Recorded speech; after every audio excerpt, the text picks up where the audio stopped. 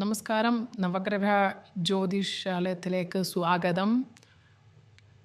ഇന്ന് നമ്മൾ ഇവിടെ ഒരു റിസർച്ചിൻ്റെ റിസൾട്ടാണ് നമ്മൾ നടത്തിയ ഒരു റിസർച്ച് എന്ന് പറയുമ്പോഴത്തേക്കിന് ശുക്രൻ ഭരണിയിലേക്ക് മാറിയതിന് ശേഷം മേടൻ രാശിക്കാരും ഇടവൻ രാശി, തുലാൻ രാശി, മീനം ഇവർക്കുണ്ടായ മാറ്റങ്ങൾ, അതിൻ്റെ റിസൾട്ട് ഇപ്പം മാറിയിട്ട് കുറച്ച് നാളുകളായി.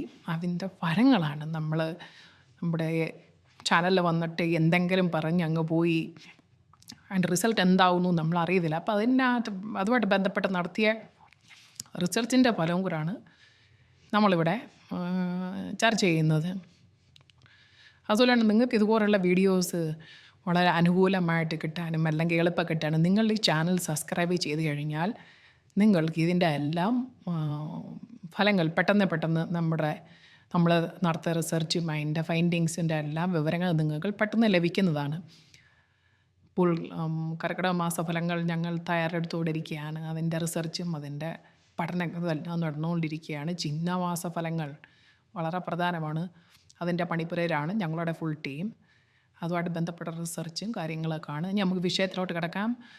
മേടൻ രാശിയുടെ ഫലങ്ങളാണ് ഇപ്പോൾ ഇത് മാറിയതിന് ശേഷമുള്ള ഫലങ്ങളാണ് നമ്മൾ പറയുന്നത്. അതായത്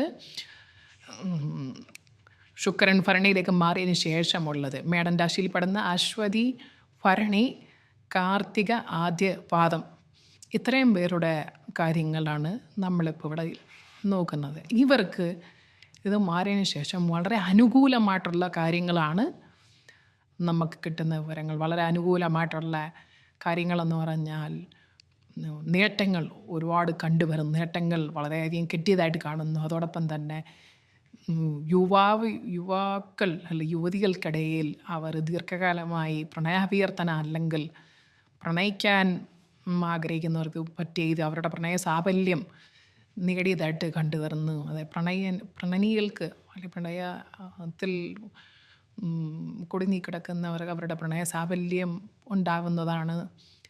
മികച്ച മാറ്റങ്ങൾ സംഭവിക്കുന്നു. സാമ്പത്തികമായി നല്ല പുരോഗതി ഉണ്ടാവുന്നു.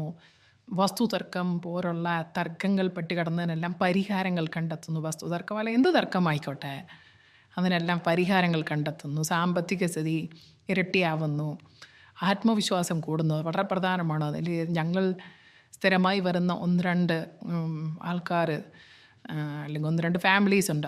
ആദ്യമൊക്കെ വരുമ്പോൾ വളരെ ആത്മവിശ്വാസക്കുറവായിട്ട്, എന്നാൽ ഇന്നലെ അവർ ഞങ്ങളെ സമീപിച്ചപ്പോൾ വളരെയധികം ആത്മവിശ്വാസവും ധൈര്യവും വളരെ സന്തോഷവും കണ്ട് നമ്മളുടെ പ്രവചനങ്ങൾ വളരെ പോസിറ്റീവായിട്ട് കണ്ടുവരുന്നു.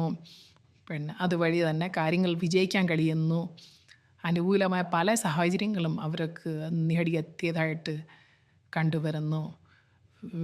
വീട്ടിൽ സ്വസ്ഥത, സമാധാനം.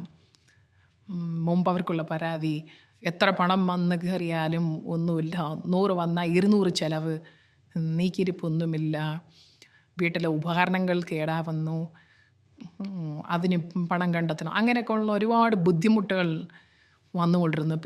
ഇത് മാറിയതിന് ശേഷം അല്ലെങ്കിൽ ശുക്രൻ ഭരണിയിലേക്ക് മാറിയതിന് ശേഷം ഇവർക്ക് വളരെ നല്ല പോസിറ്റീവായിട്ടുള്ള മാറ്റങ്ങളാണ് കണ്ടുവന്നേക്കുന്നത്.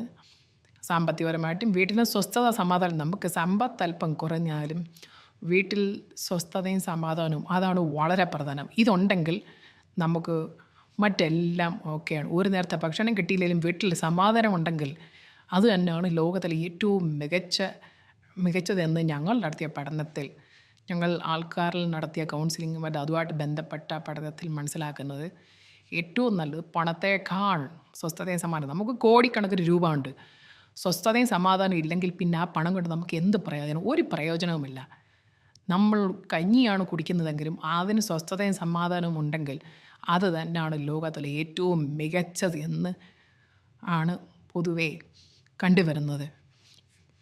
പിന്നെ അപ്പോൾ അതുകൊണ്ട് വളരെ അനുകൂലമായിട്ടുള്ളതാണ് മേടൻ രാശിക്കാരുടെ ഫലങ്ങൾ.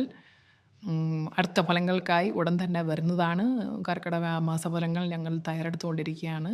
ചിങ്ങമാസം പുറകെ വരും. അപ്പോൾ ചാനൽ സബ്സ്ക്രൈബ് ചെയ്യാൻ മറക്കരുത്. നിങ്ങൾക്ക് വളരെ പോസിറ്റീവായിട്ടുള്ള വാർത്തകൾ ലഭിക്കുന്നതാണ്. നന്ദി, നമസ്കാരം.